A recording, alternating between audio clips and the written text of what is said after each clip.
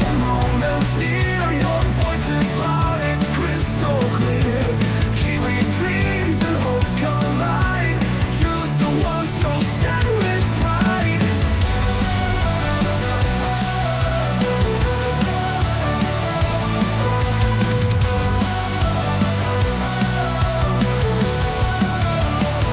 It's in the ballot where we belong.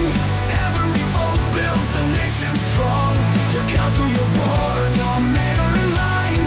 Together we shape this land divine. The future's written in your hand. A chance to guide and take a stand. Community rising, hearts aligned. In total we shape this land divine.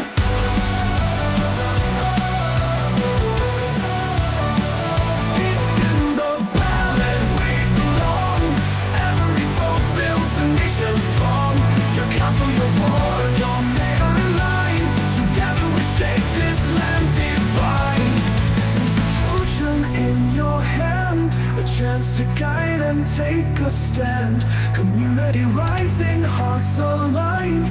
In this moment, powers redefined. It's in the ballot where we belong. Every vote builds a nation strong. Your council, your board, your mayor in line. Together we shape this land divine. It's in the ballot where we belong. Every vote builds a nation strong.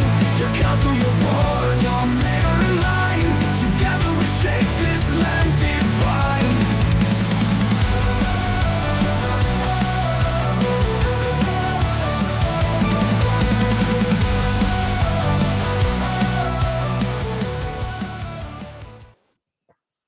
Good afternoon. Welcome to It's in the Ballot. I am Nick Hollander, your host, and with me today we have 4 outstanding candidates who are vying for your first preference vote.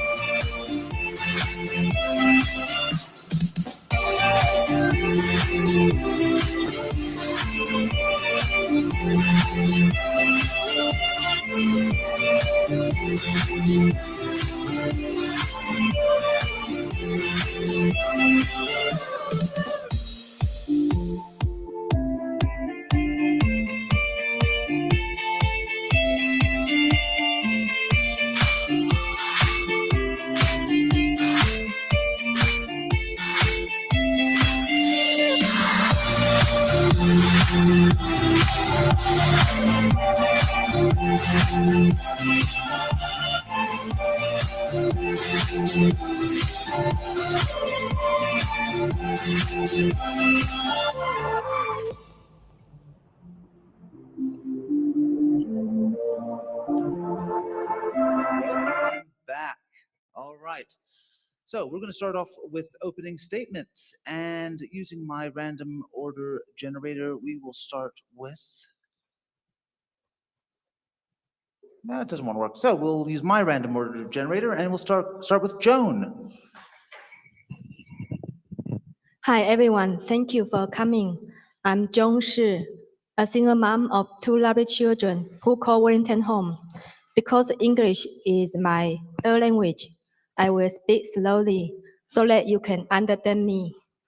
The skills I bring to the council table include truly listening, financial management, and experience working in international trade, international banking, NGOs, and technology. My priorities are number 1, core infrastructure and essential community services.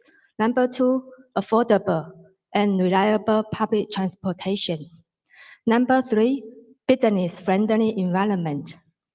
Given Council's current financial situation and aging infrastructure, Council should focus on the basics first, rather than spending money on nice-to-have projects. If you would like someone with common sense to represent you, please vote for me. John是 number 1. Thank you. Thank you, Joan. All right. Next up, we have Mark. Hi, my name is Mark Flynn. I grew up in both Johnsonville and Tawa, and I currently live in Tawa. I work in data analytics and so know how to create efficiencies and solve problems, of which there are many at Wellington City Council. I'm standing to bring common sense back to council and get back to the basics. With Wellington City rates increasing 47% over the last term and the Greater Wellington Regional Council increasing 54%, this is a key driver of inflation. When your local restaurant, hairdresser or supermarket or your landlord's rates go up, those costs ultimately get passed on to you, the consumer. Not only do Wellington City Council have a spending problem, but debt is skyrocketing. Just in the last term, debt increased from 944 million and is forecast to be over 2.1 billion by the middle of next year. That equates to $26,000 per household or $10,000 for every man, woman and child in the city. So we need candidates who will work for the people in their communities that will make sensible decisions, cut wasteful spending and stop treating the ratepayers like ATMs.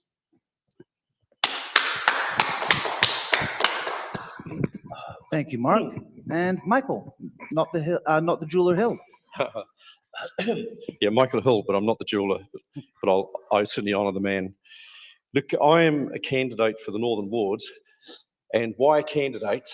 I believe local government should serve people, not political agendas nor party ideologies, and therefore I don't agree with the direction of travel of the existing council fully and believe change is necessary. About me, I've got an operational background. I've lived in Wellington for about 25 years, raising a family between Ngaio, Kandala, and more recently Tawa for 19 years. And my career has generally been in senior leadership roles in police and also public sector. I've led service delivery at a national and also local level, so I understand what operational service delivery is about. And I've chaired many national forums and local forums across government and can try to get agencies to work together closely in the sandpit. I think those skills would be useful. So in summary, I'd like to be part of a team, a new team, that wants to make a difference in Wellington. So I'd be really appreciated if you could vote for me. Thank you.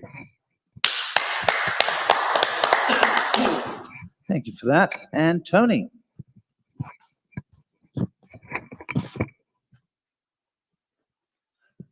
Hello, my name is Tony Randall and I am a current City Councillor seeking re-election to the Takapū Northern Ward.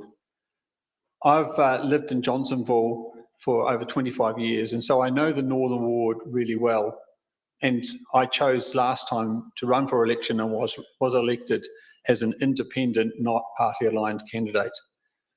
I think the council has really gone off track with its spending and with its priorities. And during my term, I've worked hard to highlight these and to try and bring some sense. A couple of successes was stopping the speed management plan that was going to reduce all our roads from 50k to 30k, and also challenge them on the Reading deal and spending ratepayers' money. So I'm seeking re-election. I want the council to focus on the basics and stop spending money. And so I ask for your #1 vote for Tony Randall. Thank you. And we also have, not with us, but here in spirit, John, who will give his opening statement via video.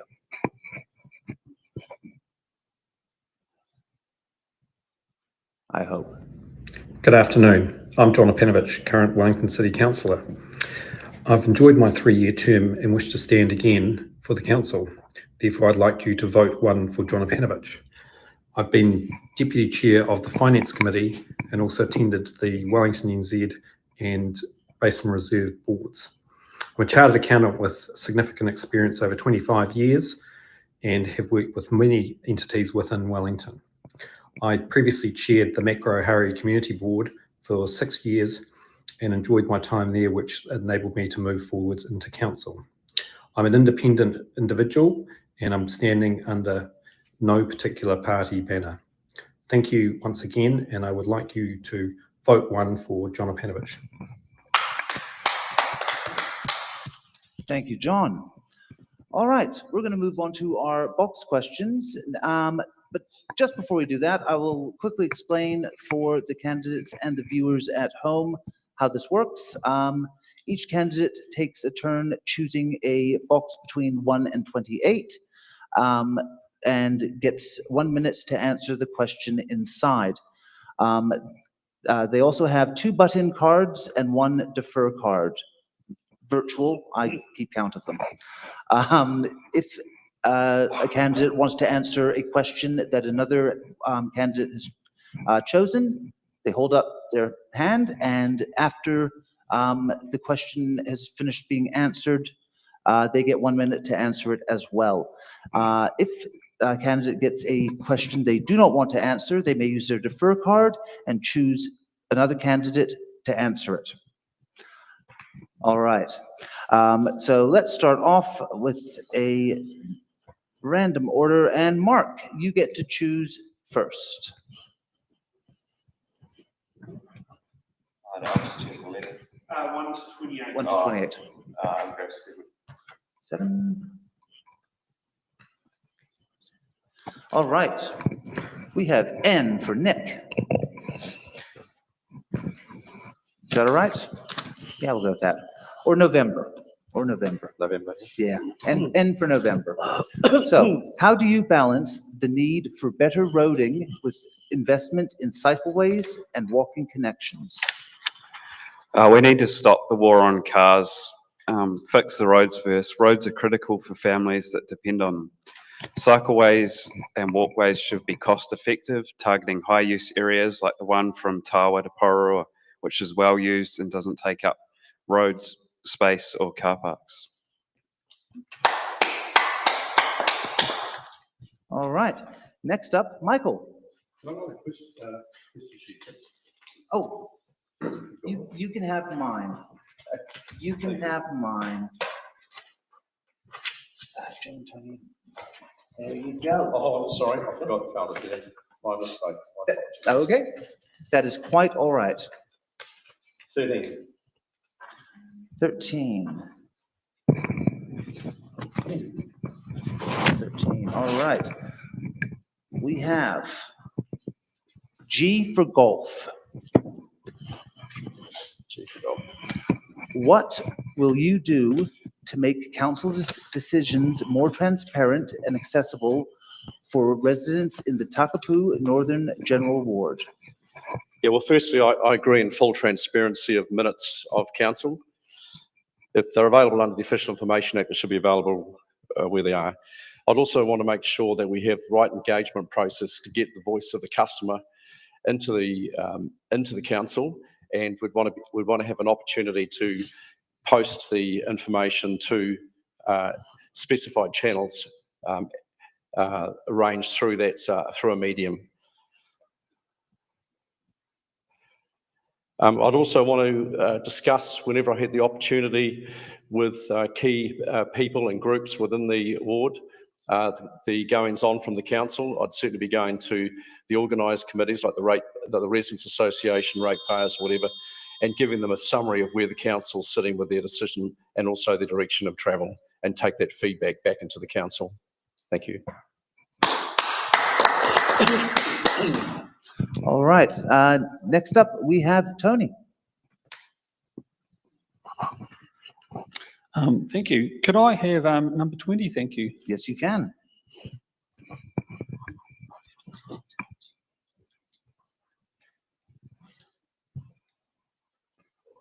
Let's do V for victory.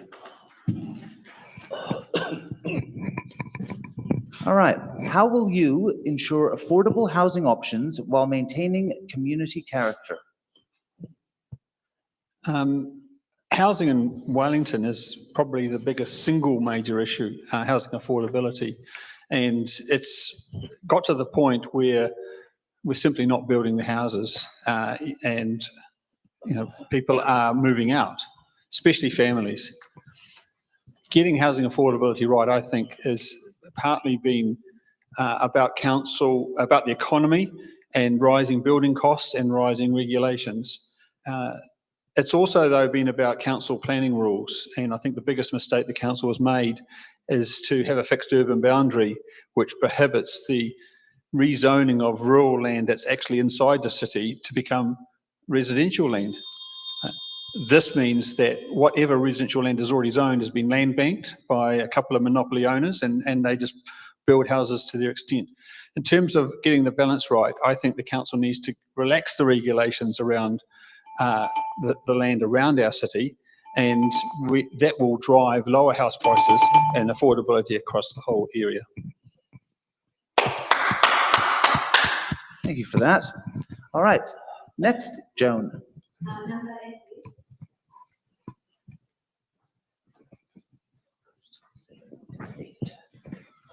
X for xylophone or X-ray. Xerxes. That one's less helpful. All right. So, as a councillor, how would you work collaboratively with your fellow councillors to deliver on your promises? As a councillor, I will work closely with my fellow councillors by listening to different ideas and respecting everyone's opinions. I believe in open communication and teamwork to find solutions that benefit our community. I would focus on building good relationships, sharing information honestly, and working together to make decisions. By working together and agreeing on priorities, we can deliver on our promises and make positive change for everyone. Thank you. Thank you, Joan. All right, round two. And this time we're starting with Tony. Thank you. Could I have number 25, please? That you can. 5. R for Romeo. What are your top priorities for the Takapū Northern General Ward over the next triennium, especially regarding the protection and maintenance of key infrastructure?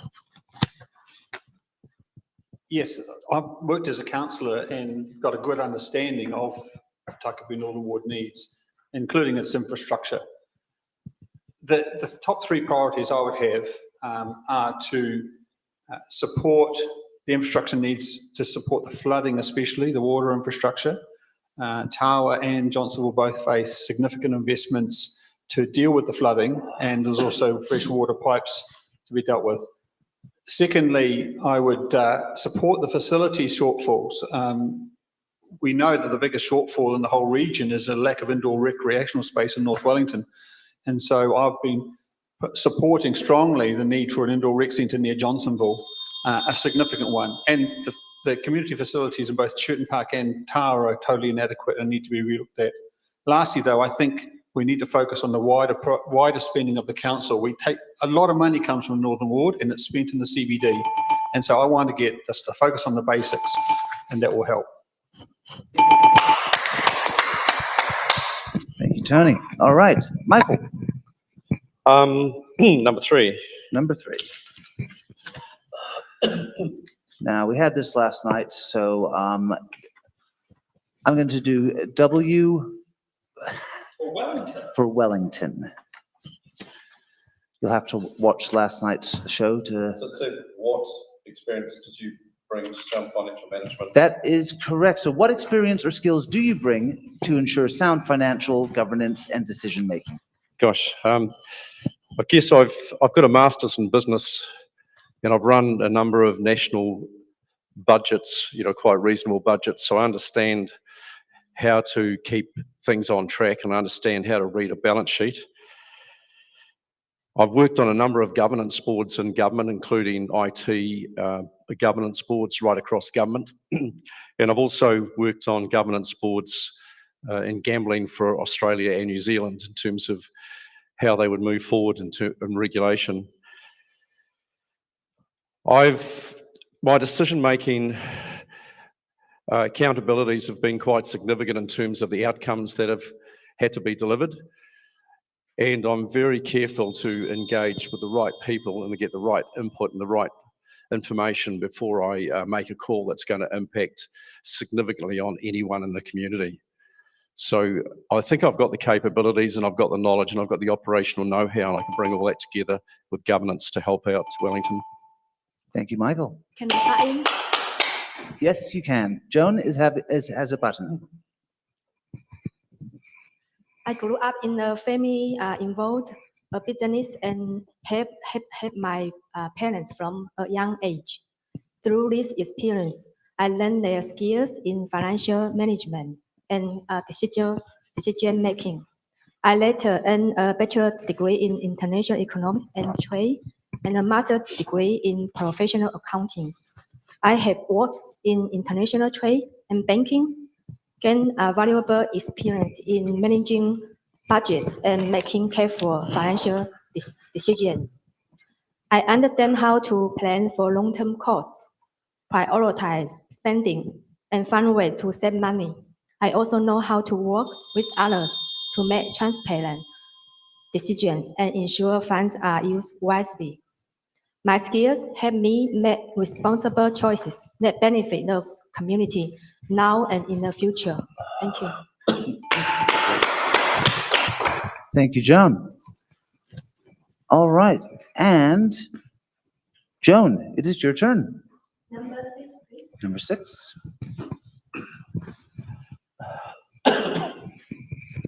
Q for Quebec, or Quill.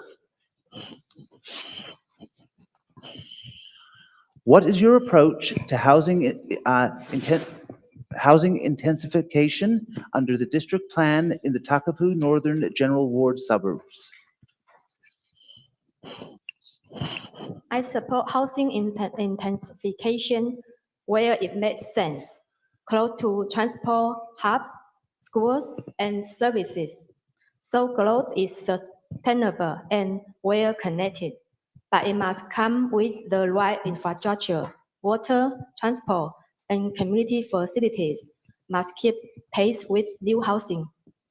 In the Lowland Ward, that means working with communities to make sure intensification is done in a way that strengthens neighborhoods rather than overloading them. Growth should be balanced, planned, and focus on creating livable, resilient suburbs. Thank you. All right, we have a button from Michael. Yeah. Look, I support the district, the plan of the council to move intensification of housing from across Johnsonville through to Tawa. But what I would want to do is make it more focused on intergenerational living and also diversity of housing. So it wouldn't simply be intensification for the sake of intensification. I also think that taking that strategic approach, you would put the prioritisation of the infrastructure rebuilds to follow the housing. So I'd be advocating to support the move into our ward, but also I think we could have a very good argument for keeping the infrastructure build following the intensification. And I really want to work with developers to make sure that they understood the lay of the land and the need to, to support some really clear objectives around, intergenerational living, diverse living, and making it in some ways a bit like possibly like some of the new blue zones that we have preparing overseas. But I think we should change things the way we do things. Thank you, Michael. And up we have Mark. Your turn. Number 10. Number 10.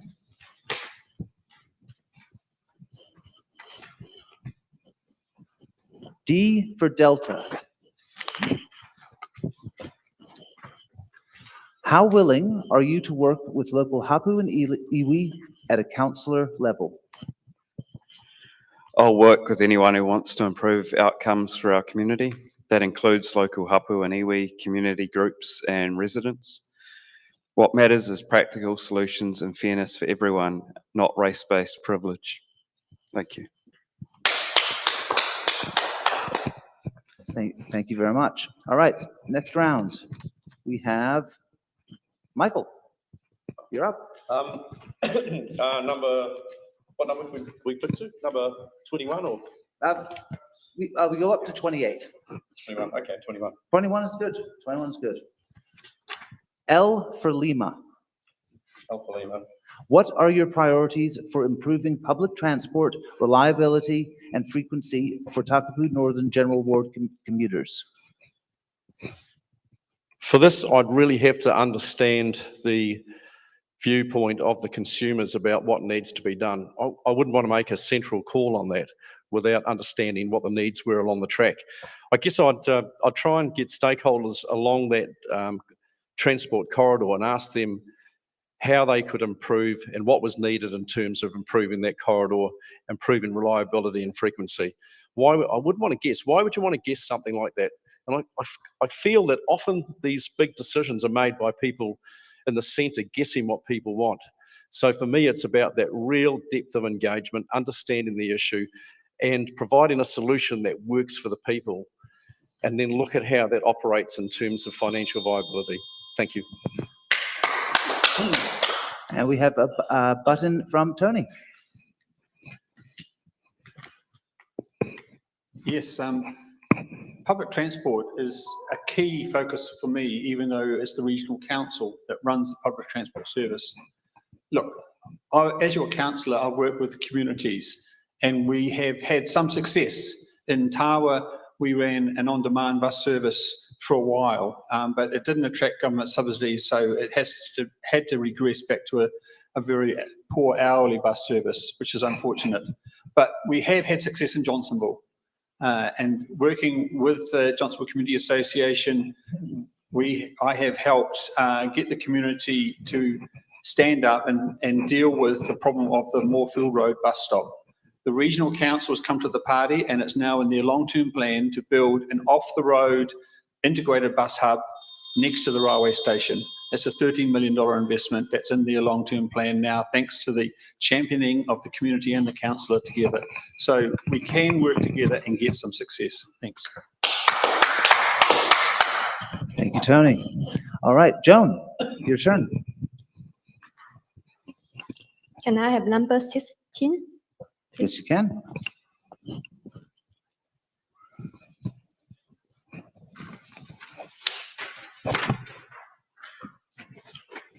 Y for Yankee.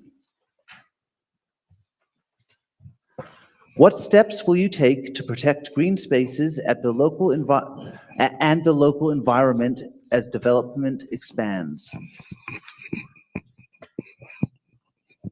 To protect green space and the environment as development expands, I will support carefully planning that keeps parks, trees, and natural areas safe. I will encourage developers to include green spaces in their projects and promote eco-friendly building practices. I will also work to make sure development don't harm wetlands, waterways, or wildlife. By working with the community and experts, we can balance growth with preserving the natural beauty and health of our environment for future generations. Thank you. Thank you, Joan. Mark. I'll go with number 1. Number one. Nice and easy. M for Mancy. Sorry, Mike.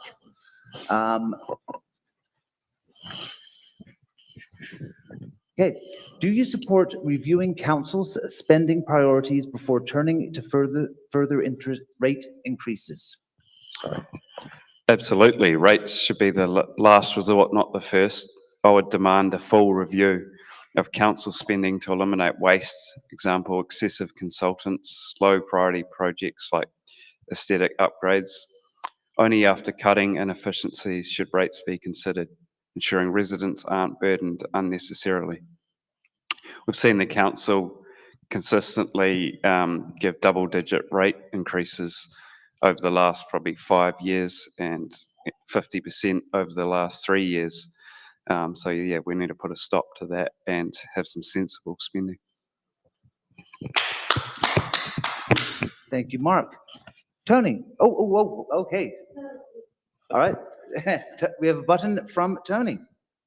Yes, look, this council has had a track record over the past decade, really, of just spending more and more. And a lot of the spending has largely been wasted on a green agenda, in my opinion, and gotten away from focusing on the basics. This is why we have a convention centre instead of fixing the pipes. The last council had a choice to spend $100 million, and they added it to the cycleway program instead of fixing the pipes. We have a council that's really not focused on the city and doing the basics well, and that's why our rates are so high and why they're going up so steeply. And I have opposed it every single time it has come up, very consistently. I'm the only sitting councillor that has consistently challenged this council on its rates increases and its wasteful projects, and I will, if re-elected, will continue to do that. Thanks. And Joan, we have a button. Oh, there we have teamwork right there. All right, so, okay, and we have Mark, so Tony. Yes, could I have number 23, please? Yep.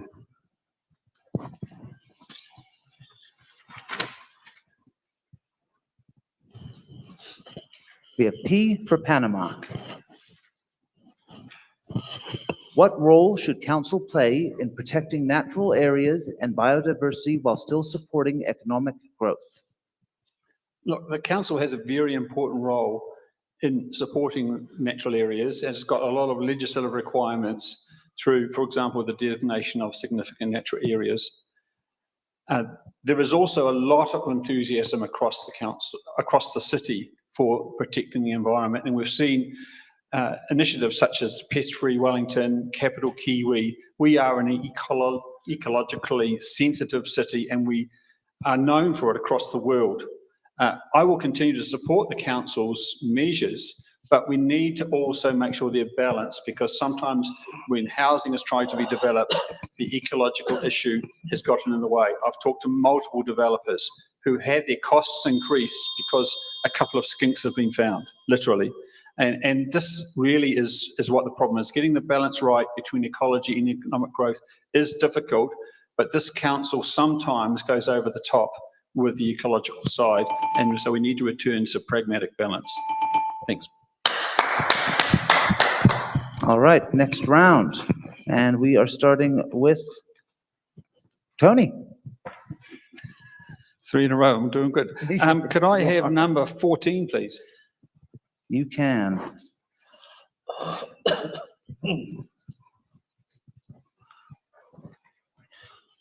O for October. Do you support borrowing to fund major infrastructure, or should we focus on a pay-as-you-go model? Look, I do support borrowing for funding infrastructure, and so has most of the council, because it's a way of avoiding costs in terms of increasing rates while still getting things done. Really, the important thing is what we're spending our money on. We have a $500 million, not kidding, $500 million sludge treatment plant that is world class.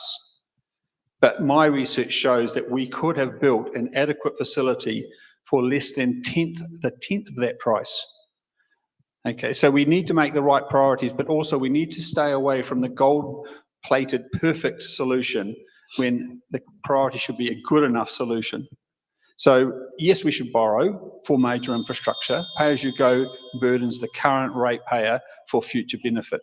But we also need to make sure that our infrastructure priorities are based on pragmatic, cost-effective solutions and not the Rolls-Royce ones.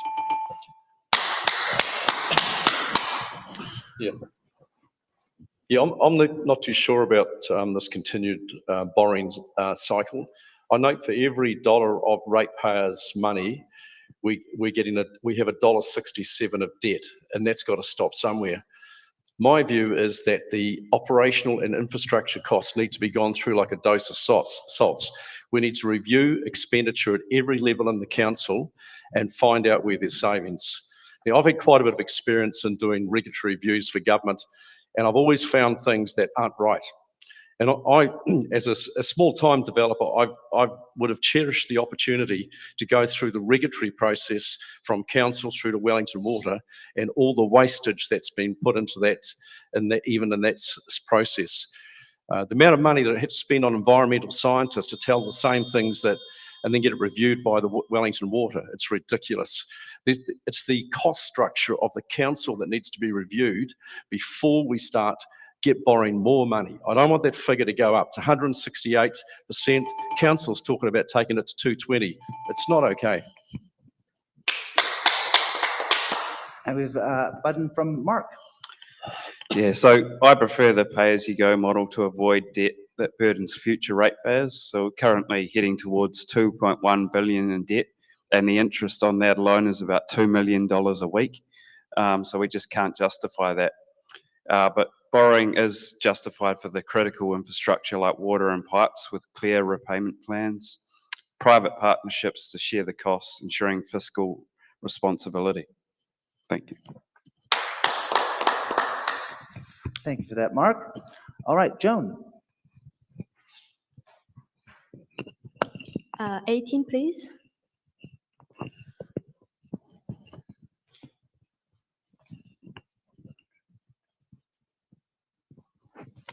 All right, S for Sierra.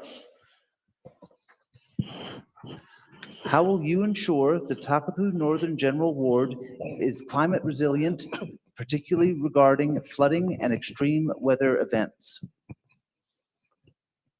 To ensure Northern Ward is climate resilient, I focus on improving infrastructure to handling flooding and extreme weather, like upgrading drainage systems. We will also promote sustainable land use and planting trees to reduce runoff, engaging with experts and the community to develop comprehensive plans for emergency responses and building resilience will be the key. Education and awareness programs will help residents prepare and adapt, ensuring the world can effectively manage climate challenges. Thank you. Thank you, Joan. Mark. Okay, 15.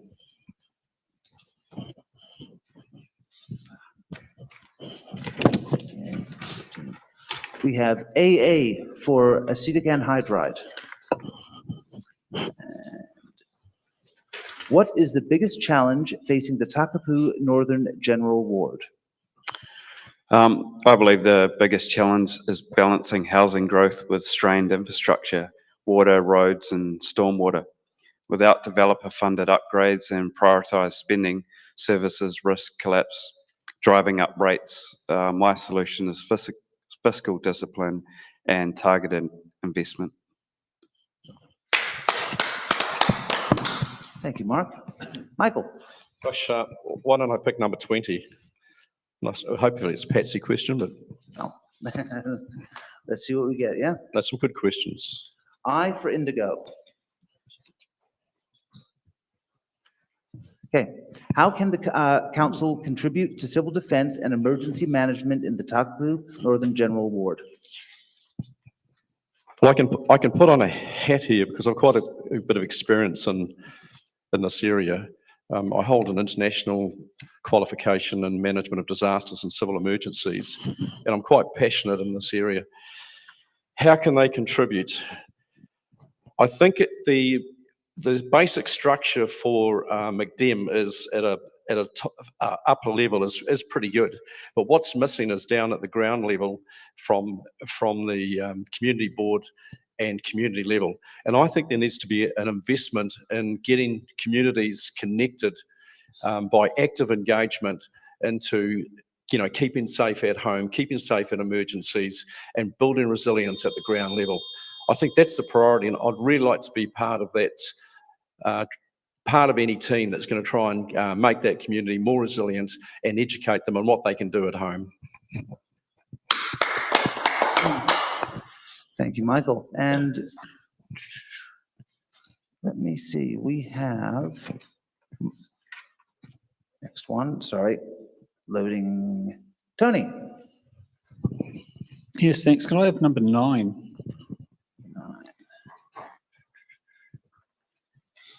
Okay, C for Charlie. How will you stand up for the community at the council table on issues where council is not in support of them? Well, that has been my life as a current sitting councillor for the last 3 years, as an independent councillor that wants to focus on the basics. When we have a council that's dedicated towards building cycleways that the community doesn't want, to promote, just promote things that are really about national politics and not about the basics of the city. So, you know, that said, I also want to recognise that being at council and getting progress is about getting a majority of councillors on side. And we did this, for example, with the airport share sale. The airport share sale, the council was going to take the money from the airport shares and spend it. And I opposed it for that reason. And I worked with those councillors who just opposed it on party principles to stop the airport share sale. And that's why we've had major reductions in the capital spending program and the long-term plan amendment. And that's a success. Good answer, Tony. Yes, it is. All right. Michael, Oh, gee.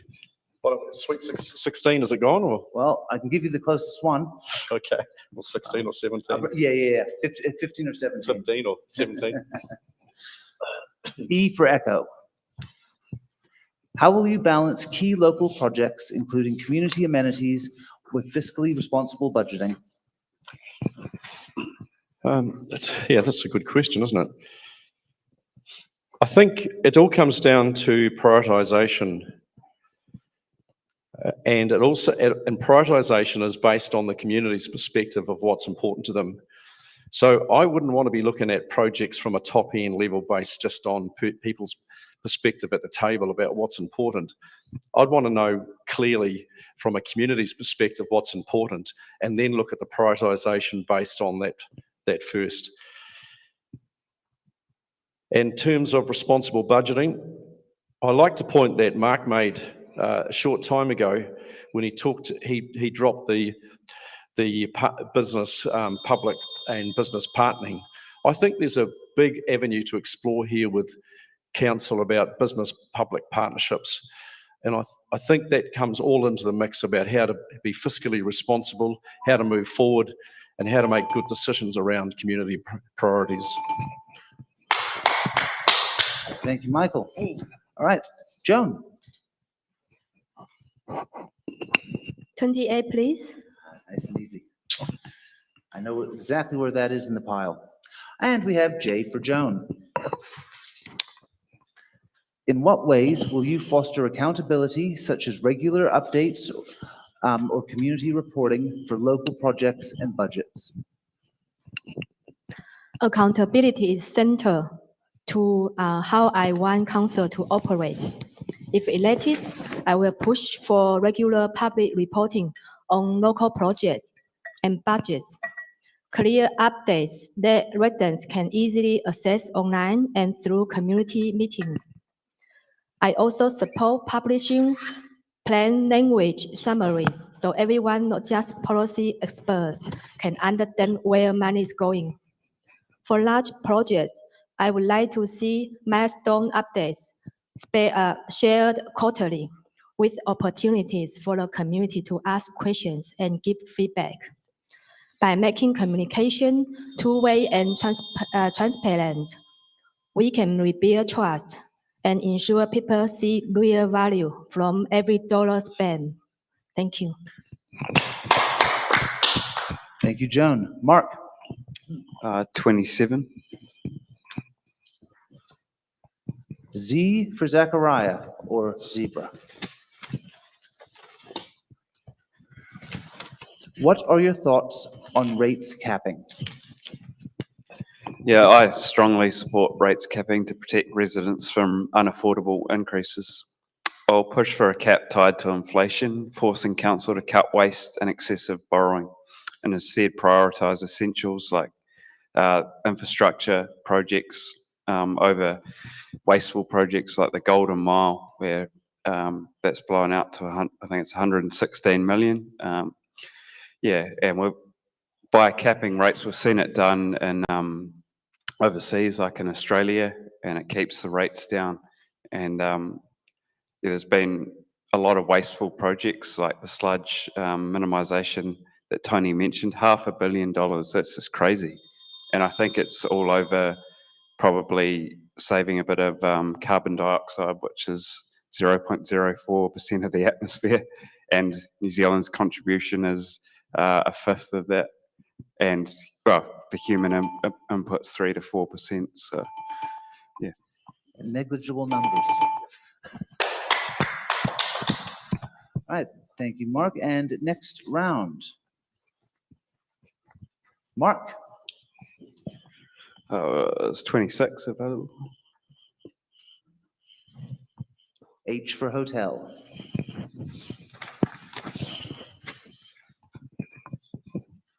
What is your plan to manage growth in the Takapū Northern General Ward without overloading infrastructure and services? Growth must be sustainable. I'll push for a build the pipes and roads first approach. We can't keep rubber stamping new housing while the roads are clogged and stormwater systems are failing.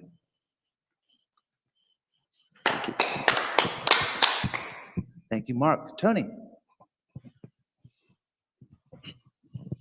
Yes, could I have number 11, please? I think you can.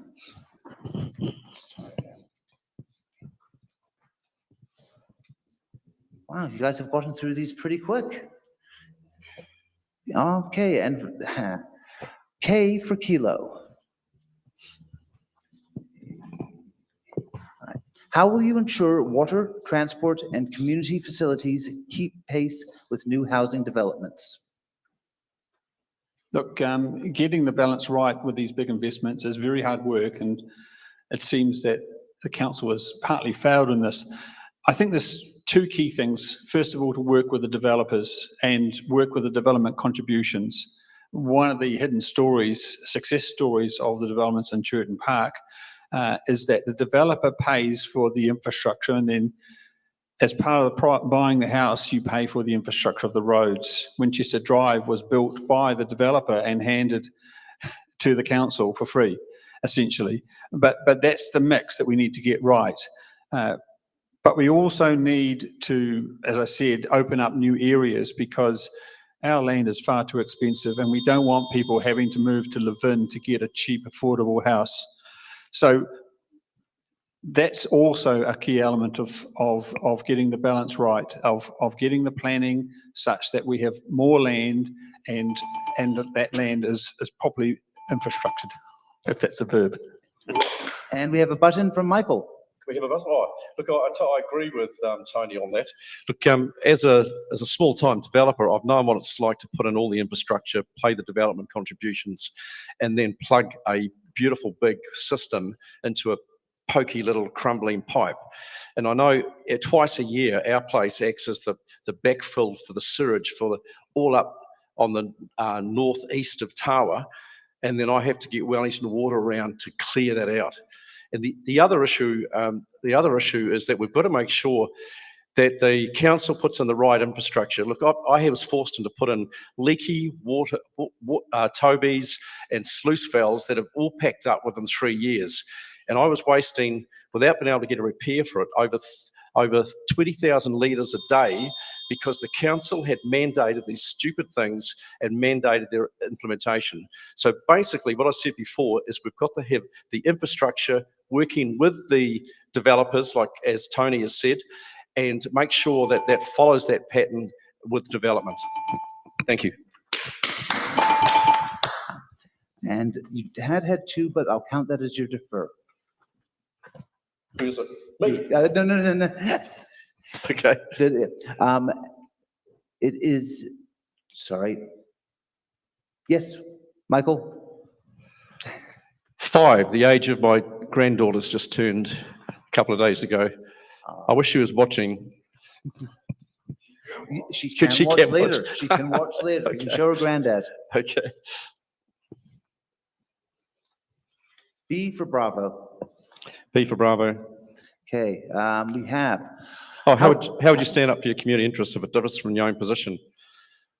Look, I'm not precious on this. I'm heavily swayed towards the engagement and the interests of the community rather than my own interests. I have no problem at all advocating for what's best for the community.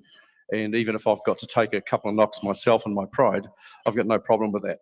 So the community always comes first in my books. Thank you. thank you, Michael. Joan,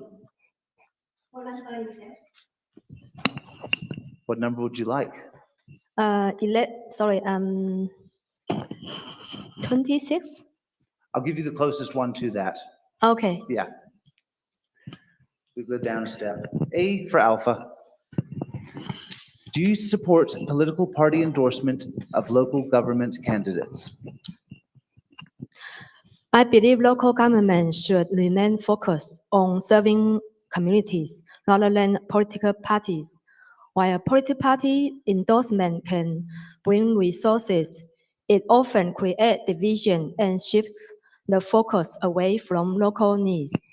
I prefer an independent approach, where candidates are judged on their skills, integrity, and commitment to their communities, not on party lines. My goal is to represent all residents fairly without being tied to a party agenda. Thank you. Now, Mark had the first button. So yes, for the simple reason you know where they stand. You know if there's like a Green or Labor candidate, they'll be for increasing rates, wasteful spending on vanity projects, race-based policies, and wards, increasing debt. An ACT local candidate will focus on reducing rates, stopping wasteful spending. The focus will be on responsible and accountable spending on the basics like pipes, roads, and water. Many of the independent candidates are not actually independent anyway. As an example, a previous candidate in the Northern Ward who ran as an independent is now the president of the Labour Party. The current mayor ran as an independent and is now running with the Greens for a Maori seat. So yeah, I do support running with a party, so you know where they stand. Thank you very much. And we have Tony. Yes, as a independent councillor, I mean, I stood when I saw the influence of the national parties on our city, having party-aligned councillors operating as a team to implement projects that are really about the party agenda and not about what the city needs. We've seen this in the cycleway program, and we're seeing this very shortly in the organic waste collection program. Look, this is a program that's going to cost $10 to $14 million, and it's going to increase rates 4.5%, also that residents can recycle their kitchen waste. It's a complete waste of money, and yet the Green candidates, party people, stand up and say, "Oh, look how much it's going to save in CO2." Look, at $10,000 a tonne, it's a complete waste of money when the cost of CO2 savings is only 57. Really, we need to get away from this stuff. All right. We have 3 minutes left and 4 questions. Do you think you can get through them? Yep. Yep. All right. Michael, you're up. Um, Any number? 10. 10? T for Tango. How would you balance long-term asset renewal while still keeping rates manageable? Gosh, that's a tough question. Yeah, so I'll acknowledge the challenge for a start. It's not about choosing one over the other. It's about wise investments. It's about public-private partnerships. It's about understanding alternatives to investment, and it's certainly not following the path that this current council is following. And I've already talked about asset renewal in terms of infrastructure, and piping should follow where the development's going. It should be hand in hand, glove in glove. It should be following where the priorities are around investment. What I see is there's no or very little strategic investment along outcomes levels, except for the things that are waste projects are nice to have, and that's got to stop. And just finally, I just want to also join my colleagues here. I'm independent. The only reason, well, the main reason I ran is because I'm independent and I want to have a voice and change the status quo. Thank you. Thank you, Michael. Joan? What number you have? I'm not sure, but I'll give you one of them. Because I forgot what number we have. That's all right. Oh, Okay, do you have 19? I think we do. Yeah. Thank you. U for unicorn or umbrella. So how would you ensure new housing developments are matched by investment in transport, water, and community facilities? To ensure new housing developments are supported, I would work to plan and coordinate investments in transport, water, and community facilities at the same time as development. This means making sure roads, public transport, water pipes, parks, and schools are built alongside or before new homes. By planning ahead and working with developers and council agencies, we can create communities that are well connected, have the services needed, and are comfortable to live in without overburdening existing infrastructure. Thank you. Thank you, Joan. Mark? Can I please have number 2? Number 2.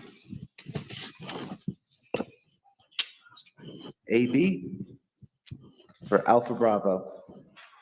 How would you strengthen relationships with the central government and neighboring councils to get the best outcomes for the Tawa?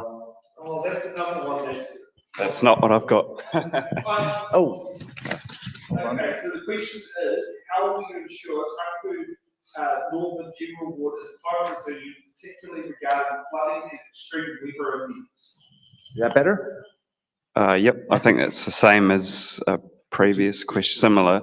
I'll prioritise flood-proof drainage and waterway maintenance in flood-prone areas. My cost-effective approach includes community preparedness and data-driven planning to mitigate flooding and extreme weather risks. You need infrastructure in place before further development goes ahead. Thank you. Thank you, Mark. And Tony, you get F for Foxtrot. All right. How will you ensure the voices of Takapū Northern General Ward communities like Granada, Takapū, and Churton Park are heard at the council table? Well, as a councillor, I've tried to walk that talk. The reality is you need to go out, reach out to the communities. I attend all of the monthly residents meetings in Tawa, Granada Village, Churton Park, Johnsonville, and where possible, Newlands. You've got to reach out into the communities and get contact and make contact. You've got to go to their events. You've got to accept the invitations wherever you can, and that's what I do. I contribute to the Tawa News. I contribute to any sort of local things. That's how you get the voice. But also, when there's an issue, you need to also reach out and alert people to say, this issue's coming up and you're affected. This happened, for example, in Tawa with the main roadworks, which caused enormous disruption, and the roundabout, which caused some consternation. You've got to walk the talk and do the work, and that's what a dedicated independent councillor does. Thank you very much. Now, we have to excuse Michael. He has a prior engagement, but thank you very much for being with us. Thanks, guys. All the best. I really enjoyed it. Thank you. It was a good session. Thank you very much. A lot more fun than when I was by myself. Yes, it was. Yes, it was. That's why I wanted you here. All right. And that was perfect timing because we have come to our 10-minute break, after which we'll be back with hard-hitting questions.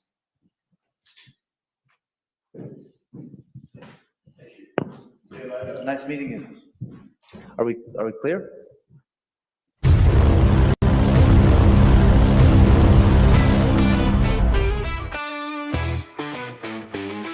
We're taking a pause, just a short little breather to stretch out your legs. You don't need a leader. The live stream will be back, so don't go too far. But for now, you can wander wherever you are. Intermissions aren't really a thing anymore, but we think they're cool, a tradition to adore. A moment to breathe, have a laugh, maybe chat. There's magic in breaks, and we're keeping that. Head to the lobby, I mean your kitchen with glee, for snacks that are tasty and drinks. Fill up your plate, pour a glass, take your time, then come back refreshed. We'll resume on a dime.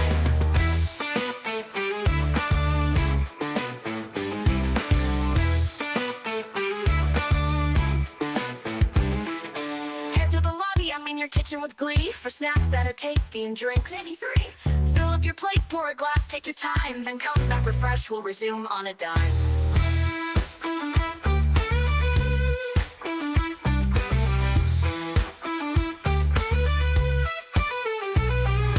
Into the lobby, I mean your kitchen with glee, for snacks that are tasty and drinks. Maybe 3. Fill up your plate, pour a glass, take your time, then come back refreshed. We'll resume on a dime. The lobby, I mean your kitchen with glee, for snacks that are tasty and drinks. Maybe 3. Fill up your plate, pour a glass, take your time, then come back refreshed. We'll resume on a dime.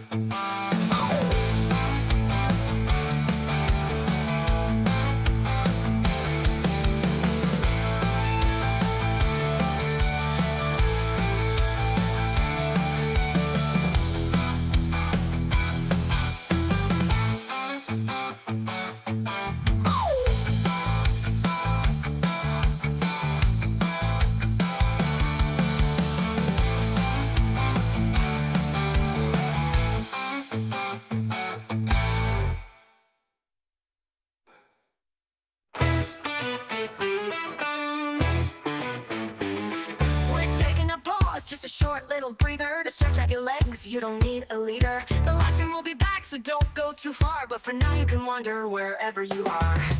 Intermissions aren't really a thing anymore, but we think they're cool, a tradition to adore. A moment to breathe, have a laugh, maybe chat. There's magic in breaks, and we're keeping that. Head to the lobby, I mean your kitchen with glee, for snacks that are tasty and drinks. Fill up your plate, pour a glass, take your time, then come back refreshed, we'll resume on a dime.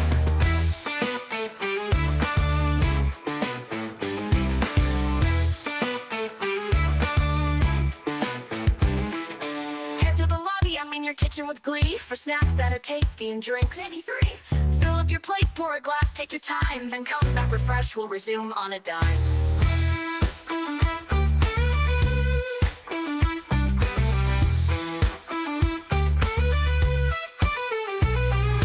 Into the lobby, I mean your kitchen with glee, for snacks that are tasty and drinks. Maybe 3.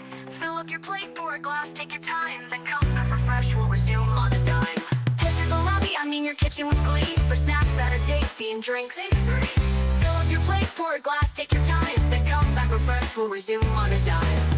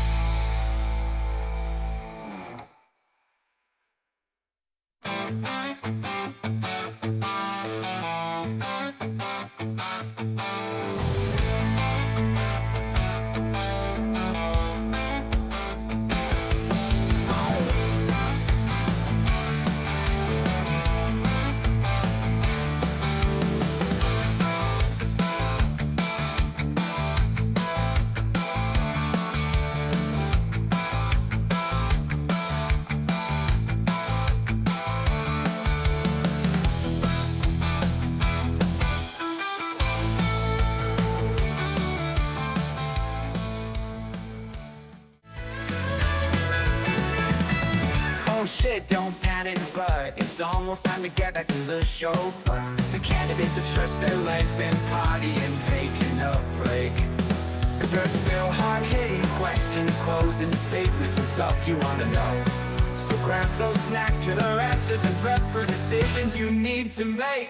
Oh, oh, oh, oh, oh, oh, oh, oh. The candidates have stretched their leg. The candidates have stretched their legs, been partying, taking a break. Oh, oh, oh, oh, oh, oh, oh. There's still hard-hitting questions, closing statements and stuff you wanna know. So grab the snack you wanna know.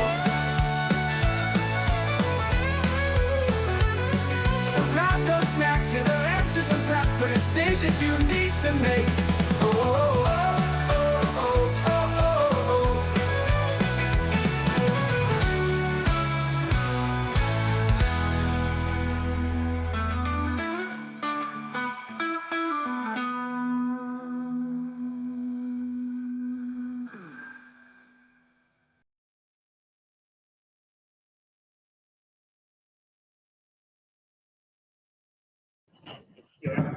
Welcome back to It's in the Ballot, and it's time for hard-hitting questions.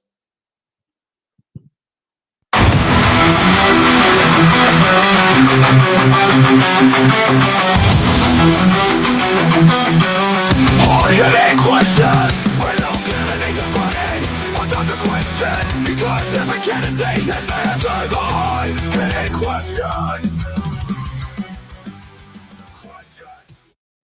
All right. We'll start off with hard-hitting question number 1. Do you support the introduction of targeted rates for specific projects? Why or why not?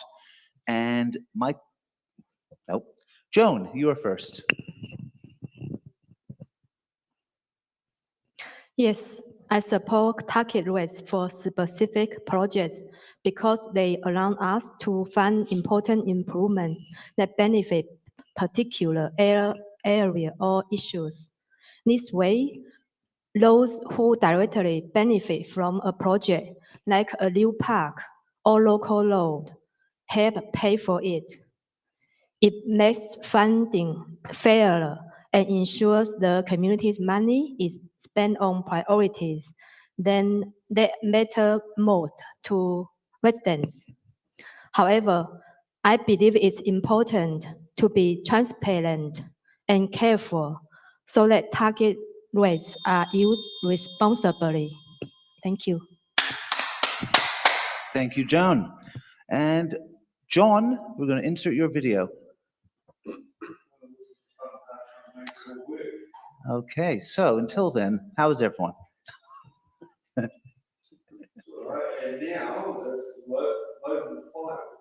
All right. In answer to the question, do I support targeted rate for specific projects? Yes, I do.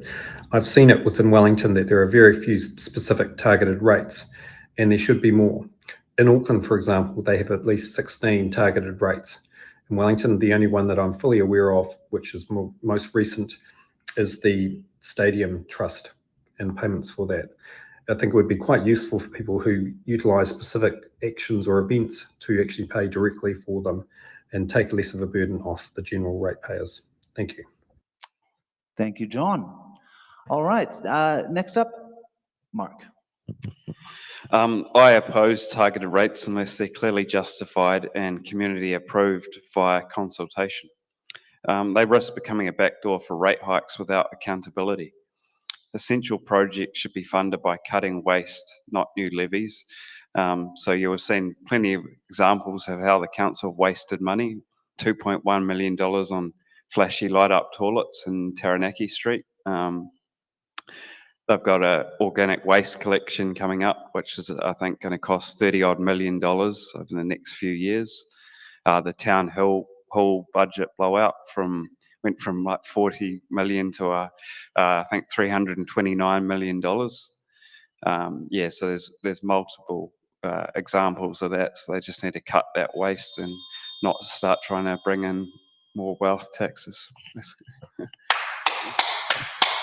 Thank you, Mark. Tony.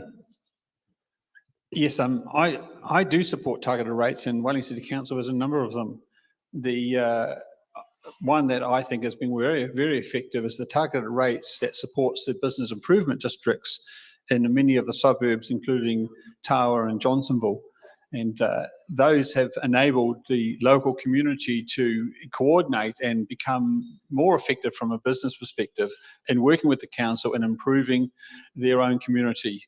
And Tawa is the leading one in the city, I would claim, and it's been very effective. Look, the important thing with targeted rates, though, is that the projects that they support don't have widespread benefits. We have seen, for example, the Takapū built with the business levy that used to support subsidised parking in the city. And most businesses would say that was been a bad move, and we've got a business that now loses a lot of money and because it's a poor project. We've got to get the projects right, but targeted rates do work. Thank you, Tony. All right. And hard-hitting question number 2. How would you balance operational and capital investment in community facilities such as libraries, pools, and sports grounds with the need to keep rates affordable? And Mark, you are first. So facilities like libraries, pools and sports grounds are valuable community assets, but they must be run efficiently. We should prioritise maintaining what we have before building new ones to keep rates affordable and by managing costs responsibly. Thanks. Thank you, Mark. Joan?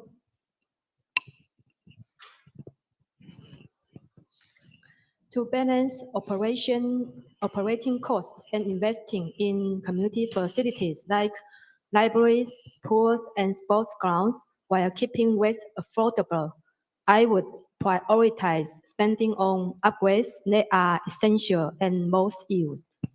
I would also look for ways to increase efficiency and fund actual funding through grants or partnerships. Careful planning and setting clear priority will help us maintain these facilities without needing to raise rents too much.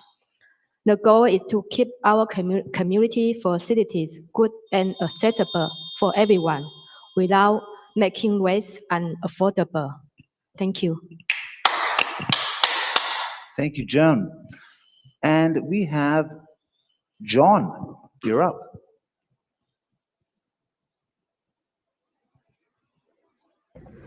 How would I balance the operational and capital investment in community facilities with the need to keep rates affordable? This is something I have done as Deputy of the Finance Long-Term Plan and Performance Committee, where we have specifically allocated funds towards the Begonia House, the Kandala Pool, and the Koroi Event Centre. This involves making trade-offs for specific items and also ensuring whether they are debt or capital funded. In these instances, they're capital funded, which ensures that they are paid for multi-generational for the use of the facilities. Thank you. Thank you, John. Tony, you're up. Community facilities are a key element of the council's responsibilities and a priority element for me. The first thing to do, of course, to keep rates affordable is to stop spending money on projects that do not benefit the community. We've had a long-term plan and that's been passed by the long-term plan committee that's blown money on all sorts of wasteful projects, with the organics collection being the latest. We're literally spending over $400,000 on a climate change consultation in South Wellington, while Tawa can't get enough money for a second security camera on the main road. We've got the priorities wrong, and the priority should be for community facilities. But we do have a plan, a facilities management plan, and I think that's a quality plan from the council. And through that plan, we make sure that each area has the needs identified and it gets its share of the resources from council. Thank you, Tony. All right, hard-hitting question number 3. What is your position on retaining Wellington City Council's Te Whanganui Atara Maui Ward and Greater Wellington Regional Councils Te Upako o Te Ika a Maui Maori constituency? Why do you hold that view? First up, John. Yeah. Yep. What is my position on retaining Wellington City Council's Maori Ward and Greater Wellington Regional Council's Maori constituency? I have no opinion on the Wellington Regional Council's constituency, as it is not part of my specific role. I will comment on the Wellington City Council's Maori Ward. I believe one vote for one person, and this is the situation which currently exists with the Maori Ward. People can be on either the Maori Ward or a specific ward within the region, for example, the Northern Ward. Therefore, I will continue to hold that view, and those who wish to vote on the Maori Ward can do so. Thank you. Thank you very much, John. Tony. The issue of the wards for me is an issue about democracy. I have no problem in principle with the Maori Ward and support people having a fair vote. But the problem we have in Wellington is that the Maori Ward represents a much fewer number of voters than the general wards, and that makes the vote unfair. And So, if we can find a way of having a Maori ward that is proportionally has a councillor with the same constituency, then absolutely I'll go for it. But the principle of democracy is one person, one vote, but it's also that every vote counts equally. And I'm afraid that in Wellington's circumstances, the Maori ward does not support that. And I'd also say too, that in terms of the Maori representation, the council also has 2 poiwi that have votes. And so that in the end, a small segment of this population has a voting ability at council above, way above its representation. Thank you, Tony. All right, Joan, you're up. I don't support keeping Wellington City Council's Maori ward and Greater Wellington Regional Council's Maori constituency. Maori people are full capable of voting through general wards to have their voice heard on the council. If we continue to have separate Maori wards, I might argue that we should also have Pacific wards, Asian wards, and so on, to give every New Zealander a fair voice in decision-making and ensure their interests and stories are considered. We need to recognize the contribution of all races in Wellington and New Zealand, rather than singling out Maori and Pakeha. My goal is one person, one vote under the general ward for a more inclusive society in New Zealand. Thank you. Thank you, John. Mark? Maori wards, I think, must have come about from the Maori electorates that were introduced in 1867, because back then Maori were indirectly excluded from Parliament by the land ownership requirement that applied at the time. The bill was intended as a temporary measure, but became a permanent feature. The Maori wards were mostly unsuccessful by polls, but in 2021, the Labour government undemocratically passed the Local Electoral Amendment Act, which eliminated the poll provision for establishing Maori wards. So consequently, over half of regional councils adopted Maori wards despite that opposition. And for me, there is no need, as everyone should have equal playing field, one person, one vote. Maori can stand like all New Zealanders and get elected on merit, not where their ancestors came from. And there are many examples of Maori standing and being elected in the general seats. I think it disenfranchises Maori if you have separate wards. It basically says that you can't get there on your own. It creates division within communities, and it's also very hypocritical, as there would be outrage if there were European wards, for example. Thank you very much. Well, it's that time of the show where we have closing credits. I'm sorry, I think I'm on television. There's cameras. All right, so up first, John. Sorry, John. My closing statement is that I wish to thank the residents of the Northern Ward for allowing me to be your City Councillor for the last 3 years. It has been a very enjoyable experience and one that I've learnt a lot from, and met with a significant amount of people both within the community and also with outside of the Northern Ward. I've been able to use my skills as a chartered accountant to assist within the Wellington's financial and budgetary operations, as well as on the Wellington NZ board. I thank you once again and would like you to vote for me, John Apinovich, number 1, so I can continue to be your representative on the Wellington City Council. Thank you.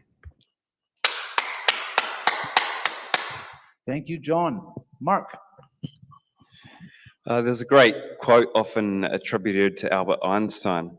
The definition of insanity is repeating the same thing over and over and expecting a different result. If we continue like we are, heading towards 2.1 billion in debt with only 81,000 rate-paying households in the city, home ownership and affordability are in serious trouble. So voters in the Northern Wellington have a clear choice at this election. More of the same, with councillors who focus on ideology, pet projects, increasing rates and debt, red tape and regulation, or Mark Flynn, who will focus on fixing the basics, cutting the waste and keeping rates down. The problem with socialism is you eventually run out of other people's money. The current councillors have been spending your hard-earned money like there's no tomorrow. It's time we had councillors who spend our money like it's their own. So when you vote for me, you know what you're going to get. Someone who will fix the roads, scrap the vanity projects, end the war on cars, and restore accountability to Wellington City Council. That's why I'm asking for your number one vote to deliver real value to our community. Thank you. And just very quickly, was it Margaret Thatcher that said that about socialism? Yes, thank you. Had to ask. All right, Joan, you're up. I understand how difficult it can be to be heard. As a mother, I have honed problem-solving skills, learned to manage stress, and found ways to make things work. When challenges go beyond my expertise, I know how to ask for help and listen. I also bring a broad range of skills and knowledge, including international trade, international banking, NGOs, and technology that I can apply in my work as mayor and also as Lowland Ward councillor. If my life journey resonates with you, please vote for me. I'm Zhong Shi, number 1, you superwoman. Thank you. Thank you, Joan. Tony. Thank you. I think this election is really about whether or not the council is on the right track or on the wrong track.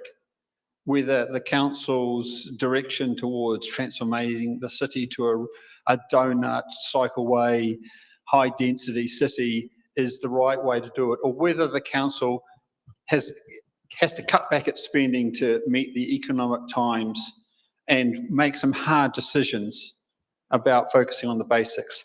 I'm the only sitting Northern Ward councillor that has challenged this council on its spending, and I don't want to be alone in the next council. We need to focus on the basics. Look, I want to thank all the fellow candidates. They're all great people, and I also know Andrea Compton as well. All good people, all independent people, and really thank you too for joining in this. Vote for an independent who's focused on the city. Vote for Tony Randall, number 1.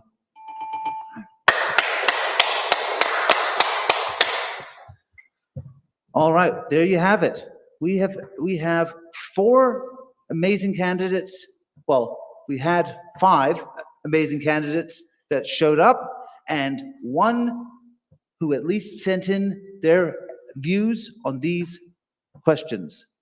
So I hope you consider them seriously when it comes time to vote. Now, just a little bit of housekeeping. It's in the Ballot is a volunteer-driven, non-profit, unaffiliated project that gets by on small dollar donations. Anything that you can give would help us keep bringing these shows to you. I'd like to thank our candidates, our audience, Sam, Laura, Stacy, and myself for this show today. So thank you very much, and we will see you next time.